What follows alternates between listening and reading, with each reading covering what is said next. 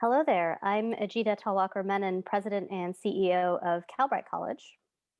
Hi, and I'm Paul LeBlanc, president of Southern New Hampshire University. And Ajita and I have known each other for a long time, so it was just a delight when I was asked if I would join her in a conversation. And the conversation we want to have with you today is really about what we think is perhaps the hottest area in the sort of larger landscape of higher education conversations right now. And that's the area of the sort of the intersection, if I can, of higher education and workforce, especially as we've seen enormous displacement in jobs with the pandemic and the accompanying recession, and more evidence that Americans are A, being left behind, and B, recognize that and want shorter credentials, shorter than a degree. So think 3, 6, and 9 months. They want those credentials to be laser focused on skills, and they want those skills to be tied to in-demand jobs. And I think, Ajita, you're leading some of the most exciting work in the country right now in your role leading Calbright. And I'd love to get an update. We see it in the news and we understand that change is hard and not everyone loves what you're doing. Um, but but it's really exciting. Could you tell us, give us a little bit of an update? Absolutely. I'm thrilled to. For those of you who don't know, Calbright College was actually built in the public sector as the newest community college that's focused on the needs of working adults expressly.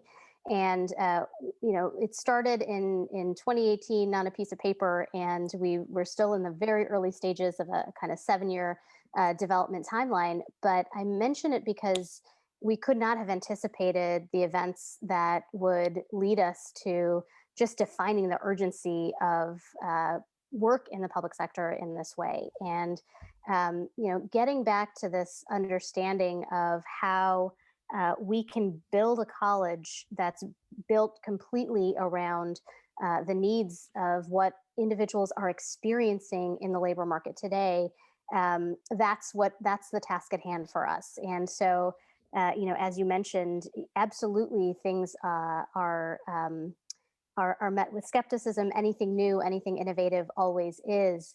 But we are approaching this challenge with a great sense of purpose. And really, that purpose is derived from a lot of our understanding of what the need is, of what people are experiencing, and having a fair amount of respect for the need that folks have for flexible options, for self-paced options, but ones that can also connect them not just to opportunities in the job market, but also with the recognition that over the course of their life, they will need to continue to build skills over time. That the way that higher education has been conventionally designed work for a particular time and a particular purpose, and the challenges that we are experiencing now are infinitely more complex and requires our response in higher education as a whole to evolve. And I appreciate doing this work in the public sector and in the community college sector because I think community colleges have traditionally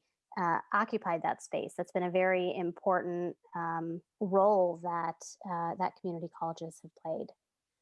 Um, Jada, can you say a little bit about, I'm sorry, jumping in, but I'm so interested in the work you're doing. It's important to you too that this be in a sort of not-for-profit public space. You touched upon that, but can you say just a little bit more about that? Absolutely. As you know, Paul, you and I worked together in the Obama administration around these questions of innovations and how we evolve into new models of learning that fit with people's lives better, sort of this very purposeful innovation. And, I think what we learned from the last economic recovery is if we don't undertake this work in the public sector, in the nonprofit sector, somebody fills that gap. And typically, that gap has been filled by predatory for-profit colleges, and they are enrollment seeking. They're have sort of a very aggressive marketing tactics. And what we learned from the last recession was that they can actually leave students worse off than if they had never pursued an education in the first place. We have to rise to the occasion. We have to evolve to the point at which we can be pushing the envelope on models that better meet the needs of today's learners. I know that you and I both have colleagues who are in the new administration who are very consumer protection minded because of the abuses that we've seen in the industry. And the question, of course, of short-term Pell is being hotly contested right now, or hotly debated. And and they rightly evoke. I mean, there are lots of short-term programs out there in the past, at least, that that did not provide opportunity, that simply burden students with debt. How do we do short-term programming that we also can reassure ourselves is effective and has a real benefit for students? How do you think we build those protections in, Ajita? I think a really critical way is in tracking the outcomes. And I say that because we often gravitate towards a singular outcome, which is wage gains, which I think is absolutely critically important. But it doesn't always reflect the many different ways in which people experience the reality of the labor market, especially when we're thinking about the movement of individuals. If we look at the the who's been affected the most by the pandemic, and we look at the fact that these are often folks in frontline customer service roles, Yep. retail, hospitality, places like that, and we think about where folks like that, the skills and the assets they have, and how they need to be repositioned. Sometimes that transition to a new industry or to a new set of career opportunities becomes very important. And if there's not an initial wage bump, there's more of an opportunity for career growth. So, to the shorthand is I think the metrics we've been using are critically important as a baseline, but we have to also look broadly at how we capture some of these positive labor market outcomes when we know that that first credential is a leading credential to additional opportunities for career advancement, and also how it connects to educational advancement. So I think there's not innovation for the sake of innovation, but innovation that has sort of purposeful action that can be measured in terms of its efficacy over time, and in ways that keep us focused on the outcomes that we're trying to support for communities that have traditionally been left behind. Yeah. Yep. I think that's great.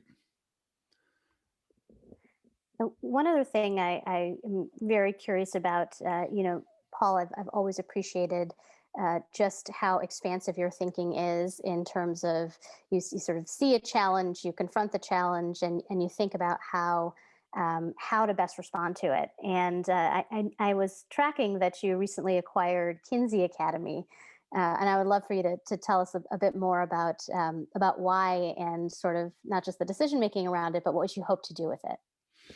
Yeah, happy to talk about that, Ajita. I think, you know, as we said at the outset, this is one of the most interesting dynamic areas of higher ed right now. And I think it signals a broader change in the ecosystem. So I know it's sort of like when we think about climate change, we know it's happening around us. It's kind of hard to make sense of it when you're in the middle of it. What will it really be? Assumptions we're making today are either being sort of proven wrong, or it's worse or better here. Like we're trying to make sense of it. And in some ways, the move towards sub-degree or alt credentials, micro credentials, if you prefer, um, feels like that to me. Credential Engine reported about 2 months ago that there are almost a million micro credentials on the market right now. And we don't have a taxonomy for it. Like we don't know how to categorize all that. We could give examples all day long. Well, there are industry certifications that are important, and there's you can take Trailhead or Grow with Google or IBM's skills focused programming. So all of that's happening, and we don't have a nomenclature. So you saw me reel off, well, alt degrees, micro credentials, sub degrees. What do you want to call all of this? But that's common, right? Any new movement takes a little bit of time to organize itself, and we'll get through that. And there's lots of good efforts being done in that space. But the one truism I think you can take from all of that work is that for a lot of Americans today, the idea of a 2-year degree or a 4-year degree, which is a deferred payoff. And by the way, if you're a working adult and you're trying to squeeze in a degree, a 2-year degree or associate's degree might be 3, 4, or 5 years. A bachelor's degree might be 5, 6, and 7 years out. So that's a place of privilege to be able to say, I'm going to chip away at this and do everything else that's on my plate. For a lot of people, they don't have that luxury. And we know they need shorter term programming of the kind that you're thinking about and we're talking about. And we know that it needs to lead to a genuine opportunity because they need to do better for themselves and their families. And higher ed, of course, is built on degrees, 2-year degrees, 4-year degrees, masters and PhDs. We kind of know that world. We're built for it. Our curriculum processes are built for it. And we're not right now well designed to play in this other space. And we acquired Kinsey for a number of reasons, but among them are it gets us into that micro-credential space in a really sort of quick and positive way. We like the focus that Kenzie has. They do two programs right now, UX design and software engineering, and they're sort of 6 and 9 months of length. But so the length works, but we also like the fact that these are high demand areas. Their graduates are going into good jobs that are paying them significantly more, and they're improving their lives. And unlike a lot of the coding boot camps, for example, in this space, they're not focused on people with college degrees. They're focused on underserved communities and people who don't have those degrees, because it's a much more profound transformation. And it's also about equity. So there was a mission alignment. It gets us into that space. And really what we're trying to be very careful about right now is, someone said to me, when a big organization, SNHU is pretty big now, when a big organization acquires a smaller entity, don't kill the baby.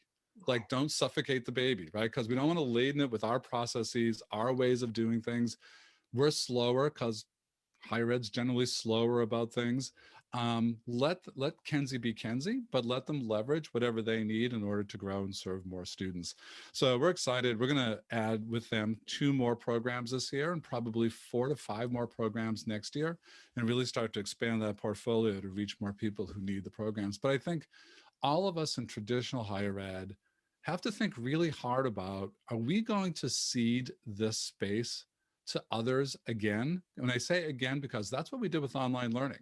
Yeah. You know, when online learning really became more popular and understood, and we could do a better job of it, a lot of not-for-profit higher ed looked down its nose at online learning, and they ceded that market to the for-profit sector. And at their height, they were 12% of all college students. Yeah. And now the not-for-profit sector has taken it back. Western governors, ourselves, UM, I won't say UMUC, but it's now Global Campus GC. There are lots of not-for-profits that are doing a very good job serving students in that online space. Are we going to do the same thing with the world of micro-credentials? Are we going to cede that market over to either the for-profit sector or other players? Are we going to be relevant? And I think that's the big existential question facing a lot of institutions, not-for-profits. And it raises questions. I want to hear your thoughts about it. It raises questions about transferability of credits, about Yeah. stackability, right? No wasted learning, pathways. So I'd love to, That's what do we need exactly to do? the thread that I was going to pick up on, because in the past when we've talked about short-term programs, they've been terminal, right? They've been, you either go the vocational route or you go the degree route. Right. And here we're sort of saying, no, there's a set of artificial distinctions. These are 2 roads that have run parallel, but they need to converge. And that convergence is exactly why I'm excited about the work that we're doing right now, because the micro-credential and the skills space is critically important. Working with a population of learners that already comes to us with a set of knowledge, with a set of skills that we can lay validation to, that we can build upon, that we can adapt to a new context, that becomes the exercise of a higher education institution. It's not just staying on the road of awarding credit and awarding degrees. That being said, I think it is critically important to pick up on something that you said, which was, it's important for degreed institutions to be picking up this work as well. Sure. And the reason is not just because they can serve a market of short-term learners, but they can provide the connective tissue that's such a critically important part of ensuring that short-term credentials are not an off-ramp, that short-term credentials present renewed opportunities for additional advancement. And here is where we are spending a great deal of time, over the next 3 years. So we are in the process of applying for accreditation. We are also in the first 3 years of a 3-year strategic vision that carries us from 500 to 5,000 students on a trajectory of high quality growth. And what we mean by that is, for meeting our learners where we are, for looking at who's displaced in this pandemic economy, and what we want to support them to have an avenue back into the labor market for, but to sort of continue that advancement, then we have to constantly be looking at both the skills that are needed today and being able to see around the bend.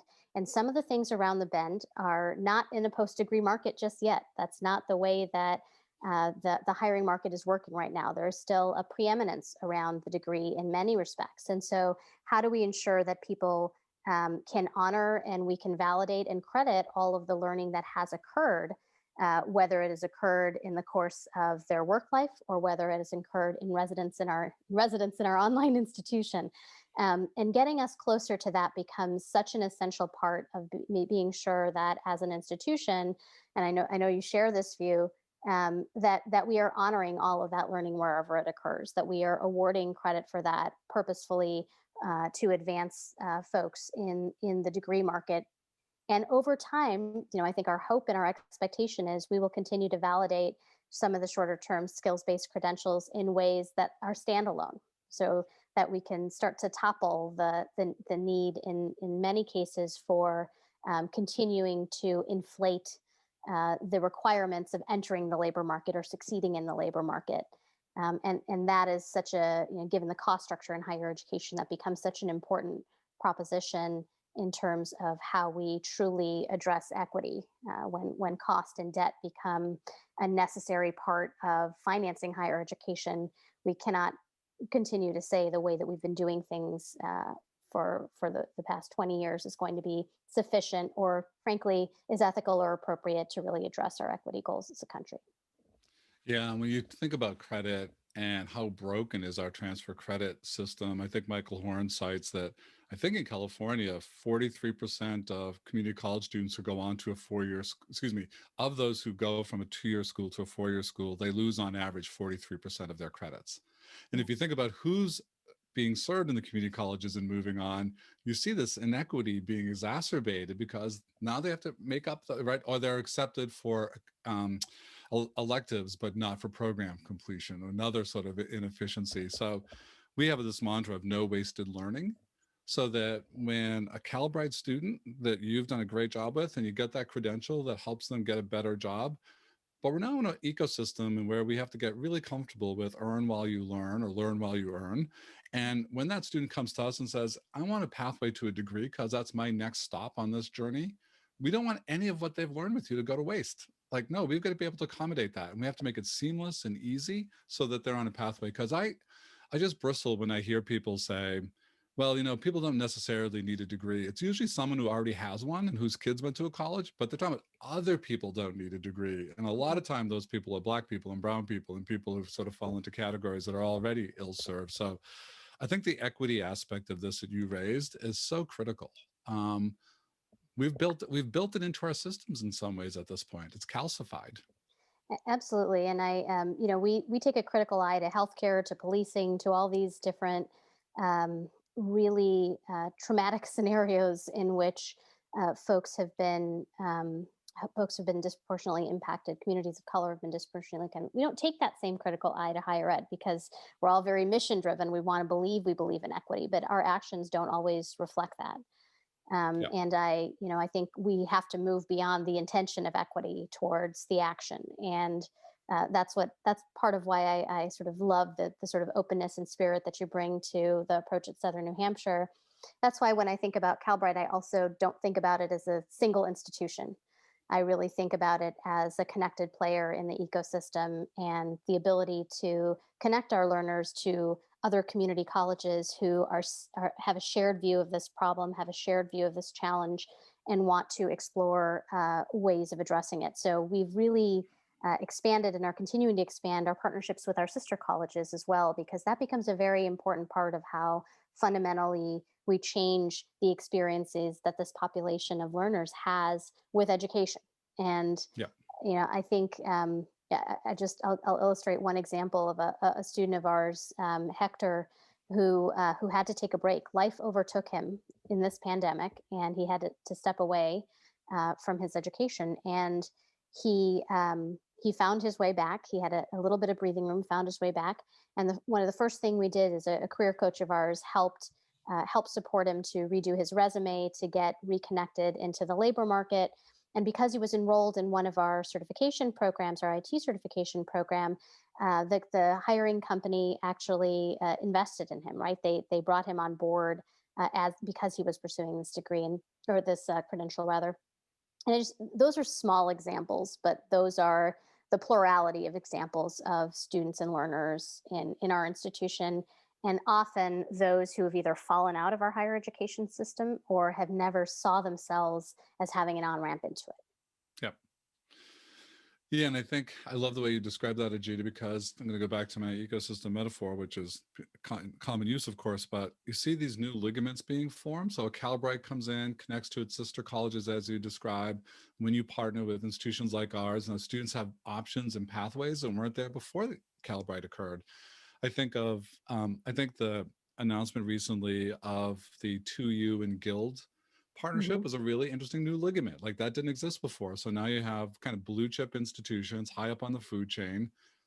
2U is helping them move into the online world, but by linking with Guild, they're now making a connection to workforce and connecting to the employers in a way that those two entities, employers and traditional blue chip institutions, weren't talking to each other so much. So ligaments are being formed throughout the ecosystem, and it's easy for us to fixate on the things that are broken because the list is long. But I think it's very, very exciting to see what you're doing and what so many others are doing in these spaces. And I do think that the question for policymakers and for higher education is traditional higher ed is, are we going to have a role? And if we do have a role, are we willing to accept a level of transparency and accountability of the kind you described that honestly, higher ed's not always been great about accepting. We don't always love to be held accountable in those ways. And we all understand that college education is more than just a job. But if you're struggling to put food on the table, it's the first need. The Yes. other things start to come when you get through that sort of Maslow's hierarchy of needs. But let's get people to work. Let's get people in a better place so that the incentive then becomes, I see a pathway to advancement. This first jump is great. I want the next jump. I get hungry for it. And we've seen that with so many of our students. They don't stop. They may No, stop for a little while and catch their breath. They have that new job up. When a supervisor taps them on the shoulder and says, "Hey, Jita, you've been here for a year now. You're great at programming. I'd love to make you a quality assurance expert. You need some other skills. Can we talk about that?" Like, yep. Give me that next opportunity, right? I think that's exactly right. I think if there's one thing I learned from my time in the last administration, it is that higher education has this very essential role to play in any economic recovery. But in this one in particular, I mean, we saw this as a lesson learned from the last one. We don't want to see more people fall out of the labor force or get discouraged. We don't want to see a scenario in which folks are left worse off for having made the attempt to pursue an education. And we want to evolve beyond the progress that we made in the last economic recovery. I think one of the really positive things that happened in the workforce space was an attempt to bring us closer together between understanding what the demands of the economy are and what our role as higher education institutions is to really be able to align better with that demand. And we did that most aggressively on the workforce side. In particular, focused on demand driven training, focused on industry Yep. sector strategies. And the way I've been looking at this sort of new reality that we find ourselves in as things have gotten infinitely more complex with acceleration trends in automation and other factors like that, it's actually affecting the way that businesses do their work, has been to really think, across occupations, right, across industries, and that's what we're evolving to. And we, the first new set of programs that I instituted, it's funny, I've only been in the permanent role since July of last year, so it's still very nascent. um, One of the first programs that we did under my watch, so to say, is really think about how do we take a credential for a set of technologies that are actually disrupting multiple types of industries. And so we looked at folks who were displaced in retail and hospitality and in customer service roles. And we introduced a certification that is widely recognized in customer relationship management, the fundamental way in which people are buying and selling goods, either to individual consumers or to other businesses. And the reason that we did that was because with that one certification, it opens up a series of different occupations. You can go the data analytics route, which is a newer pathway we'll soon be introducing. You can go the systems administration route, which is the certification that we're helping prepare people for now.